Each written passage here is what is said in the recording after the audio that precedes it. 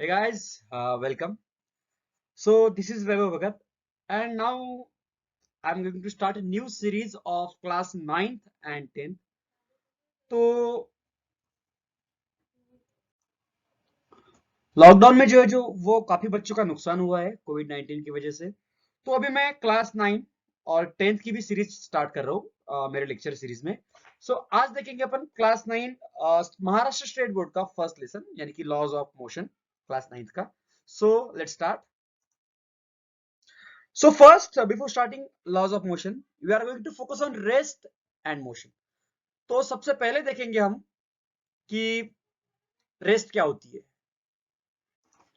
देखेंगे अभी रेस्ट। अब मान लो कोई ऑब्जेक्ट है, यहाँ पे इस एग्जांपल में देखेंगे मैं हूं और ये पेन है। तो अब विथ रिस्पेक्ट टू टाइम मान लो ये मेरे पास वॉच है,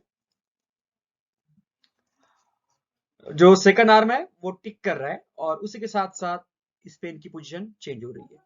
तो यहाँ पे आप देख सकते हैं कि पेन की पोजीशन तो चेंज हुई है लेकिन मेरी पोजीशन चेंज नहीं हुई है। मेरी जो सिटिंग पोजीशन है वो एज इट इज है। कहने का मतलब है कि मेरी position with respect to time change नहीं हो रही है। तो कहने का मतलब है मैं रेस्ट में हूं। तो ऐसी कंडीशन जिसमें टाइम तो बदलेगा लेकिन टाइम के साथ साथ बॉडी की पोजीशन नहीं बदलेगी। So no change in position with respect to time of a body, और ऐसी सिचुएशन को अपन कहेंगे रेस्ट। ओके, फॉर एग्जाम्पल इस एग्जाम्पल में अपन देखेंगे मेरे पास एक पेड़ है। अब हम सबको पता है कि पेड़ पेड़ हमेशा एक जगह पे रहता है, पेड़ की पोजीशन कभी नहीं बदलती। लेकिन वही हम एग्जाम्पल लेते हैं कार का। मान लो यहाँ पे एक कार है, ओके, और जैसे ही टाइम बढ़ता है हमारा तो कार की पोजीशन भी बदलती है। सिमिलरली कोई इंसान अगर रास्ते पे चल रहा है तो जैसे जैसे टाइम बढ़ेगा उस इंसान की पोजीशन भी बदलेगी लाइक दिस। लेकिन एक पेड़ की पोजीशन कभी नहीं बदलती। कहने का मतलब है कि पेड़ हमेशा रेस्ट में रहता है और कोई भी मूविंग ऑब्जेक्ट जो है वो रहता है हमेशा मोशन में। तो ये है हमारा रेस्ट और मोशन। रेस्ट मतलब कोई ऑब्जेक्ट टाइम के साथ साथ सेम पोजीशन पे है तो वो ऑब्जेक्ट रेस्ट में है, और वही किसी ऑब्जेक्ट की टाइम के साथ साथ पोजीशन बदलती है तो हम कहते हैं कि that object is in motion. Okay, so अभी देखेंगे अपन डिस्टेंस एंड डिस्प्लेसमेंट। पहले देखेंगे अपन डिस्टेंस मतलब क्या। ओके, मान लो ये है मेरा स्टार्टिंग पॉइंट मेरी जर्नी का, इसको अपन इनिशियल पॉइंट भी कहते हैं, और ये है मेरा एंडिंग पॉइंट या फिर फिनिशिंग पॉइंट या फिर फाइनल पॉइंट। ओके, तो मैं ये मेरा घर है और ये मेरा स्कूल है। फॉर एग्जाम्पल मैंने मेरे घर से चलना स्टार्ट किया, इस तरीके से मैं गया गया गया गया और मेरे स्कूल पहुंचा। ओके, तो इसमें क्या हुआ, आप देख सकते हो कि यहाँ पे एक येलो लाइन दिखेगी आपको और एक ब्लू लाइन दिखेगी।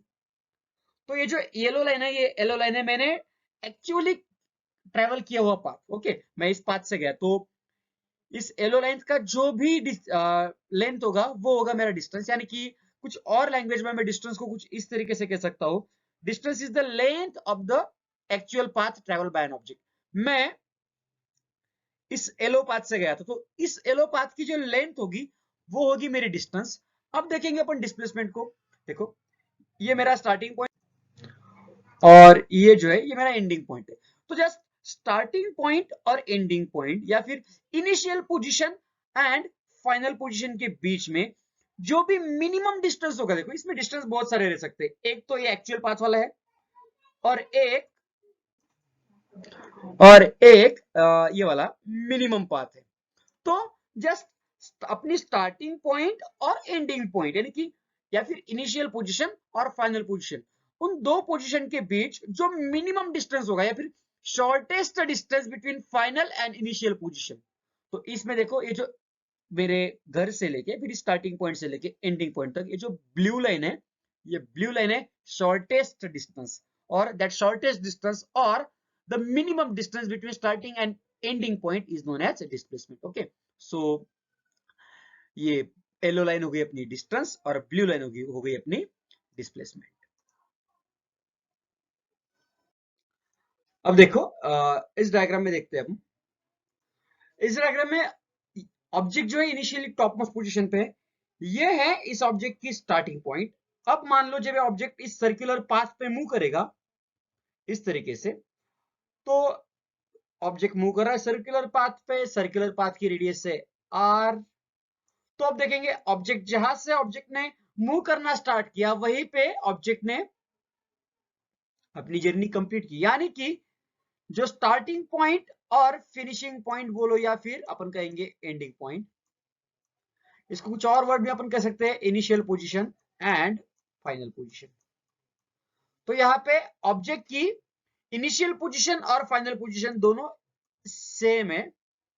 तो अगर हम इसको गौर से देखेंगे तो इस ऑब्जेक्ट ने, देखो यहाँ पे इस ऑब्जेक्ट ने एक सर्कुलर पाथ कवर किया है, तो उसके अकॉर्डिंग इसने कवर किया हुआ डिस्टेंस कितना हुआ, सर्कुलर पाथ का लेता है और हमेशा सर्कुलर पाथ का जो लेंथ होता है वो होता है उसका सर्कम्फरेंस, और जो कि होता है 2 पाई r।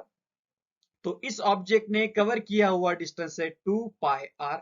और साथ ही साथ अब ये क्वेश्चन आपके लिए बताओ कि इस ऑब्जेक्ट का डिस्प्लेसमेंट कितना होगा। ध्यान रहे डिस्प्लेसमेंट मतलब क्या, shortest distance between final and initial position. तो इस ऑब्जेक्ट का डिस्प्लेसमेंट कितना होगा बताओ। देखो आता है क्या, ओके मैं बताता हूं, 0। कैसे, क्योंकि इस ऑब्जेक्ट की स्टार्टिंग पोजीशन और एंडिंग पोजीशन सेम है, तो शॉर्टेस्ट डिस्टेंस बिटवीन फाइनल और इनिशियल पोजीशन हुआ 0, तो डिस्प्लेसमेंट हुआ 0। ओके, अब देखेंगे अपन इस कंडीशन में, इस कंडीशन में क्या हो रहा है, सर्कल तो है, सर्कुलर पाथ भी है, लेकिन देखेंगे अपन पार्टिकल की इनिशियल पोजीशन ये है और पार्टिकल कुछ इस तरीके से मूव करता है। ओके, गौर से देखोगे आप तो आपको दिखेगा कि पार्टिकल की इनिशियल पोजीशन थी, पार्टिकल ने कुछ ये वाला पाथ ट्रेवल किया। अगर देखोगे तो ये वाला जो पाथ है, रेड वाला जो पाथ है, ये है एक सेमी सर्कुलर पाथ। ये है पार्टिकल की स्टार्टिंग पोजीशन और ये है पार्टिकल की एंडिंग पोजीशन। अब यहाँ पे डिस्टेंस कितना होगा, तो पार्टिकल ने डिस्टेंस ट्रेवल किया है इतना, यानी कि ये एक सेमी सर्कल है। सेमी सर्कल मतलब क्या, सर्कल के सरकमफ्रेंस का हाफ, हमें पता है सर्कल का सरकमफ्रेंस होता है 2 पाई r, तो ये हाफ पाथ है।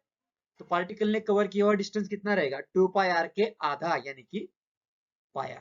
तो यहाँ पे डिस्टेंस कितना होगा, डिस्टेंस मतलब क्या, shortest distance between final position and initial position, या फिर shortest distance between starting point and ending point. ये है पार्टिकल का स्टार्टिंग पॉइंट, ये है पार्टिकल का एंडिंग पॉइंट। तो स्टार्टिंग पॉइंट से लेके एंडिंग पॉइंट तक का शॉर्टेस्ट डिस्टेंस ये है सेंटर, ये है r, तो ये भी होगा r। तो पार्टिकल का डिस्टेंस कितना होगा, r plus r, sorry displacement. तो इस सिचुएशन में पार्टिकल का डिस्टेंस होगा पाई r, यानी कि half of the circle, half of the circumference of circle. और जो डिस्प्लेसमेंट होगा, यानी कि स्टार्टिंग पॉइंट और एंडिंग पॉइंट का शॉर्टेस्ट डिस्टेंस वो है इधर इस तरफ से r, इस तरफ से r, या फिर डायमीटर ऑफ सर्कल जो कि होगा 2r। ओके, तो ये हो गया डिस्टेंस और डिस्प्लेसमेंट के बारे में। और इसकी और जो जानकारी है जब हम नेक्स्ट सेशन में इसके ऊपर जब न्यूमेरिकल देखेंगे उसमें देखेंगे और डिफरेंस डिस्टेंस और डिस्प्लेसमेंट के। अब देखेंगे अपन स्केलर्स एंड वेक्टर, और बाद में देखेंगे कि डिस्टेंस स्केलर क्वांटिटी है या वेक्टर, या फिर डिस्प्लेसमेंट, हमें तो पता है डिस्प्लेसमेंट वेक्टर क्वांटिटी, लेकिन किस तरीके से। ओके, आइए देखते हैं। अभी देखेंगे अपन स्केलर्स एंड वेक्टर्स। ओके, अब फिजिकल क्वांटिटीज होती है। फिजिकल क्वांटिटी मतलब क्या, ऐसी क्वांटिटी जिसको हम मेजर कर सकते हैं, उस क्वांटिटी को अपन कहते हैं फिजिकल क्वांटिटी। अब बेसिकली क्वांटिटीज दो तरह की होती है, एक होती है स्केलर क्वांटिटी और एक होती है वेक्टर क्वांटिटी। तो जो स्केलर क्वांटिटी होती है वो सिर्फ और सिर्फ मैग्नीट्यूड के ऊपर डिपेंड होती है, या हम कुछ इस तरीके से कह सकते हैं कि scalar quantities are the quantities which has magnitude only. Okay, scalar quantities are quantities which has magnitude only, या फिर ऐसी क्वांटिटी जिसको सिर्फ और सिर्फ मैग्नीट्यूड है। लेकिन वही दूसरी तरफ जब हम वेक्टर क्वांटिटीज की बात करेंगे, तो वेक्टर क्वांटिटीज ऐसी क्वांटिटीज होती है जिनको मैग्नीट्यूड और डायरेक्शन दोनों होती है। तो ऐसी क्वांटिटीज जिनको मैग्नीट्यूड और डायरेक्शन दोनों है, ऐसी क्वांटिटीज को कहते हैं अपन वेक्टर क्वांटिटी। हम देखेंगे डिस्टेंस। डिस्टेंस को हम सिर्फ कहते हैं कि मैं 10 मीटर चला, मैं 20 मीटर चला, मैं 50 मीटर चला। लेकिन यहाँ पे कभी भी मैं डायरेक्शन की बात नहीं करूंगा। लेकिन वही जब भी मैं डिस्प्लेसमेंट की बात करूंगा, मैं हमेशा डायरेक्शन की बात करूंगा। तो डिस्टेंस जो है ये स्केलर क्वांटिटी है और डिस्प्लेसमेंट जो है ये वेक्टर क्वांटिटी है। ओके, फॉर एग्जांपल मैं लेफ्ट से राइट की तरफ गया, तो डायरेक्शन है ये, मान लो डिस्टेंस है मेरा 20 मीटर का, तो I cover 20 metre from left to right, यहाँ पे डायरेक्शन आई। लेकिन वही सिर्फ मैं अगर कुछ ऐसे इस तरीके से कहूंगा कि मैं 20 मीटर मैं 20 मीटर चला, जस्ट मैं 20 मीटर चला, ये हो गया डिस्टेंस। लेकिन मैं लेफ्ट टू राइट 20 मीटर चला, ये हो गया डिस्प्लेसमेंट। तो डिस्प्लेसमेंट को हमेशा डायरेक्शन रहेगी, इसलिए वो वेक्टर क्वांटिटी है। और डिस्टेंस को डायरेक्शन नहीं रहेगी, वो जस्ट मेजर है कि आपने कितनी लेंथ कवर की, तो इसलिए वो स्केलर क्वांटिटी है। अब देखेंगे अपन स्पीड और वेलोसिटी को। पिछली स्लाइड में आपने देखा होगा कि मैंने स्पीड को स्केलर क्वांटिटी कहा था और वेलोसिटी को वेक्टर क्वांटिटी। क्यों, अभी देखते हैं। तो देखो, स्पीड का जो डेफिनेशन होता है वो होता है distance travelled bye N object in unit time. आप सब लोग बाइक चलाते हो, हमको पता है नॉर्मल स्पीड कितनी होती है गाड़ी की, 40 किलोमीटर पर आवर। यानी कि क्या, 1 घंटे में गाड़ी ने 40 किलोमीटर कवर किया, वो क्या हो गया, distance covered by object in 1 hour. 1 मतलब हो गया यूनिट आवर। तो वही सेम, किसी ऑब्जेक्ट ने यूनिट टाइम में कितना डिस्टेंस कवर किया, उसको हम कहते हैं speed. Okay, so distance travelled bye N object in unit time, या फिर कुछ और इस तरीके से कह सकते हैं अपन, distance travelled by object per unit time, या फिर rate of change of distance. Okay, और डिस्टेंस, अब यहाँ पे देखो, डिस्टेंस को कोई भी डायरेक्शन नहीं होती है, तो स्पीड को भी डायरेक्शन नहीं रहेगी, इसलिए अपन उसको कहेंगे स्केलर क्वांटिटी। और जो फॉर्मूला होता है स्पीड का वो होता है distance, total distance travelled by object upon time required. Okay, मान लो मेरे घर से, मेरा स्कूल है, होगा कोई, मेरे को नहीं पता, मेरे घर से मेरे स्कूल जाने के लिए मुझे 5 मिनट लग रहे हैं, और मेरा स्कूल है 50 मीटर दूर। ओके, तो देखो, मेरे स्कूल का और मेरे घर का डिस्टेंस है 50 मीटर, लगने जाने के लिए लग रहे 5 मिनट। तो क्या होगा, स्पीड क्या होगी मेरी, 50 डिवाइडेड बाय 5, यानी कि 10 मीटर पर मिनट। ओके, ये होगी मेरी स्पीड, 10 मीटर पर मिनट, ये होगी मेरी स्पीड। और हमेशा जब हम स्पीड को है, स्पीड को अपन, स्पीड का जो यूनिट होता है वो हमेशा रहेगा मीटर पर सेकंड। ओके, मीटर पर सेकंड। वेलोसिटी का भी मीटर पर सेकंड नहीं होगा, क्योंकि डिस्टेंस और डिस्प्लेसमेंट दोनों की यूनिट मीटर होते हैं। अब देखेंगे अपन वेलोसिटी को, जस्ट इधर distance travel by an object per unit time है, और इधर जब हम बात करेंगे वेलोसिटी की, तो ये रहेगा displacement of an object in unit time, या फिर डिस्प्लेसमेंट पर यूनिट टाइम, या फिर rate of change of displacement. Okay, so ये, अब हमें पता है कि डिस्प्लेसमेंट को डायरेक्शन है, तो वेलोसिटी जो है वो एक वेक्टर क्वांटिटी रहेगी, और उसको जो फॉर्मूला होगा वेलोसिटी का वो होगा डिस्प्लेसमेंट अपॉन टाइम। ओके, और इसका भी जो यूनिट है वो यही रहेगा, मीटर पर सेकंड। ठीक है, अब देखेंगे अपन नेक्स्ट। ओके, सो अब देखेंगे अपन uniform and non uniform motion. तो अगर कोई ऑब्जेक्ट इक्वल टाइम में इक्वल डिस्टेंस कवर करता है, कोई ऑब्जेक्ट इक्वल टाइम में इक्वल डिस्टेंस कवर करता है, या फिर हम कुछ इस तरीके से कह सकते हैं, अगर किसी ऑब्जेक्ट की स्पीड अगर सेम है होल जर्नी के अलोंग, किसी ऑब्जेक्ट की स्पीड अगर सेम है, तो हम उस ऑब्जेक्ट की मोशन को कहेंगे यूनिफॉर्म मोशन। ओके, मतलब एक ऑब्जेक्ट है, पिछले पहले 5 मिनट में उसने 10 मीटर कवर किया, दूसरे 5 मिनट में भी 10 मीटर कवर किया, तीसरे 5 मिनट में भी 10 मीटर कवर किया। कहने का मतलब है कि उस ऑब्जेक्ट की speed along the whole journey अगर सेम रहती है, तो हम कहेंगे कि वो ऑब्जेक्ट यूनिफॉर्म मोशन से ट्रेवल कर रहा है। लेकिन वही कोई ऑब्जेक्ट है, वो सेम टाइम इंटरवल में डिफरेंट डिफरेंट डिस्टेंस ट्रेवल कर रहा है, मतलब मान लो पहले 5 मिनट में उसने कवर किया 10 मीटर, बाद के नेक्स्ट 5 मिनट के इंटरवल में उसने कवर किया सिर्फ 2 मीटर, उसके बाद के 5 मीटर में उसने कवर किया 100 मीटर, तो हो क्या रहा है, उसकी जो स्पीड है वो यूनिफॉर्म नहीं है। ओके, सो ऐसी मोशन जिसमें ऑब्जेक्ट नॉन यूनिफॉर्म स्पीड से ट्रेवल करता है या फिर इक्वल टाइम इंटरवल में अनइक्वल डिस्टेंस ट्रेवल करता है, तो ऐसे मोशन को हम कहते हैं नॉन यूनिफॉर्म मोशन। ओके, अपने पास एक एग्जांपल है, देखो यहाँ पे चार्ट है। ओके, यहाँ पे 5, 5:30, 6, 6:30, 7, 7:30, 8, यानी कि जो टाइम का स्लॉट है 30 मिनट का स्लॉट है, और अमर, अकबर, एंथनी, 3 बंदे हैं, अमर, अकबर, एंथनी। ओके, मूवी का नाम है तो देखो, अब सबसे पहले अमर, बाद में अकबर, बाद में एंथनी। तो इसमें से देखेंगे अपन, अमर की मोशन को स्टडी करेंगे, फिर अकबर की मोशन को स्टडी करेंगे, फिर एंथनी की मोशन को स्टडी करेंगे। तो सबसे पहले देखेंगे अमर को। तो 5 बजे अमर ने डिस्टेंस ट्रेवल किया था 0 किलोमीटर। उसके बाद यानी कि 5:30 को अमर ने डिस्टेंस की ट्रेवल किया 20। 6 बजे अमर का डिस्टेंस हुआ 40। 6:30 बजे हुआ 60। 7 बजे 80, 100, 120। कहने का मतलब है अमर ने हर 30 मिनट के स्लॉट में डिस्टेंस ट्रेवल किया है 20 किलोमीटर का। ओके,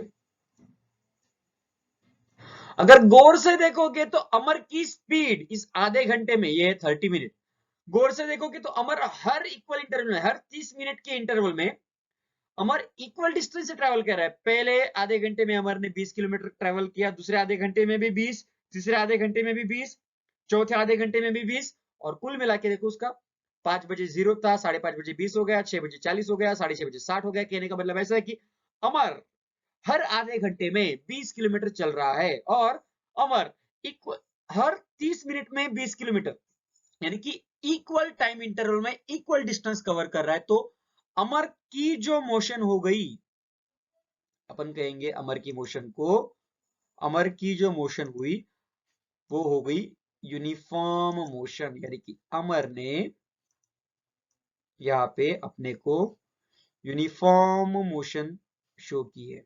ओके, अब बात करेंगे अपन अकबर की। ओके, अकबर ने भी पहले 5 मिनट में 0 डिस्टेंस कवर किया था, यानी कि पहले सॉरी 5 बजे अमर 0 किलोमीटर पे था, यानी कि देखो यहाँ पे 5 बजे अमर था 0 पे, 5:30 बजे अमर ने ट्रेवल किया, मतलब पहले आधे घंटे में अमर ने ट्रेवल किया 18 घंटे, बाद में भी अमर ने ट्रेवल किया 18 आवर्स, लेकिन बाद में यानी कि 6 बजे से लेकर 6:30 बजे तक का जो 30 मिनट का स्लॉट है, उसने अमर ने ट्रेवल किया देखो सिर्फ 6 किलोमीटर, यानी कि पहले स्लॉट में 18 किलोमीटर, दूसरे स्लॉट में 18 किलोमीटर, लेकिन तीसरे स्लॉट में, तीसरे आधे घंटे में अमर ने सिर्फ 6 किलोमीटर डिस्टेंस ट्रेवल किया, यानी कि टाइम का स्लॉट तो सेम है, टाइम इंटरवल से सेम है, लेकिन सेम टाइम इंटरवल में अमर ने different different different distance travel किए हैं। कहने का मतलब है, सॉरी सॉरी सॉरी, अमर नहीं, अकबर, अकबर, अकबर, अकबर, अकबर। कहने का मतलब है अकबर सेम टाइम इंटरवल में इक्वल डिस्टेंस ट्रेवल नहीं कर रहा है, यानी कि अमर की जो सॉरी अकबर की जो मोशन है वो है नॉन यूनिफॉर्म मोशन। ओके, अब देखेंगे एंथनी को। अब देखेंगे अपन एंथनी भाई को। ओके, एंथनी भाई थोड़े सिंसियर लग रहे हैं। एंथनी भाई ने पहले 5, यानी कि जब जर्नी स्टार्ट हुई 5 बजे एंथनी भाई 0 किलोमीटर पे थे, 5:30 बजे यानी कि आधे घंटे बाद एंथनी भाई ने डिस्टेंस कवर किया 14 मीटर। 6 बजे उसके आधे घंटे बाद एंथनी भाई का डिस्टेंस हुआ 28 किलोमीटर, यानी कि एंथनी भाई ने डिस्टेंस कवर किया अगेन 14 किलोमीटर। 6:30 बजे एंथनी भाई का डिस्टेंस था 42 किलोमीटर, यानी कि अगले आधे घंटे में एंथनी भाई ने डिस्टेंस कवर किया है 14 किलोमीटर। 7 बजे यानी कि 7 बजे, यानी कि अगले आधे घंटे में एंथनी भाई का टोटल डिस्टेंस था 56। अगेन एंथनी भाई ने कवर किया डिस्टेंस 14 किलोमीटर, इधर भी 14 था।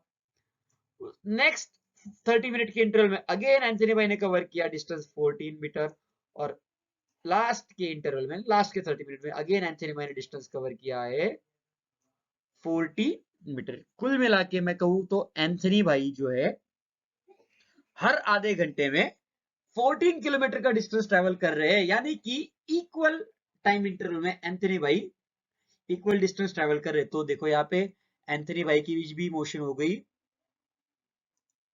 यूनिफॉर्म, एंथनी भाई की भी मोशन हो गई यूनिफॉर्म मोशन। यहाँ पे सिर्फ अकबर भाई नॉन यूनिफॉर्म मोशन से ट्रेवल कर रहे हैं। Okay, so that's all about uniform and non uniform motion. So thank you, और काइंडली पूरे 9th और 10th के सिलेबस के लिए मेरे चैनल को सब्सक्राइब करें और शेयर भी करें। हम आज यहाँ पे रुक जाते हैं, और कल के लेक्चर में हम एक्सेलरेशन, इक्वेशंस ऑफ काइनेमेटिक्स और लॉज ऑफ मोशन देखेंगे। Okay, so thank you and kindly share with your friends. Thank you.